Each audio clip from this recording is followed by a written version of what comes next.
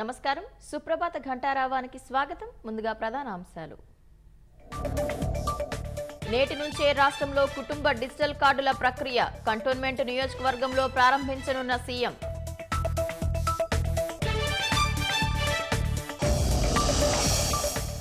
ఇవాల్టి నుంచి రాష్ట్రంలో ఉచిత చేప పిల్లల పంపిణీ కార్యక్రమం తొలి విడతలో 9 జిల్లాల్లో ప్రారంభించనున్న ప్రభుత్వం.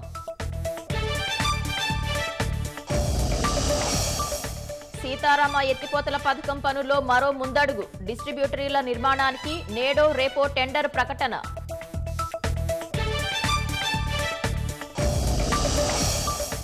తుది దశకు చేరుకున్న సన్నవడ్ల బోనస్ చెల్లింపు కసరత్తు నేడు విధి విధానాలు విడుదల చేయనున్న రాష్ట్ర ప్రభుత్వం.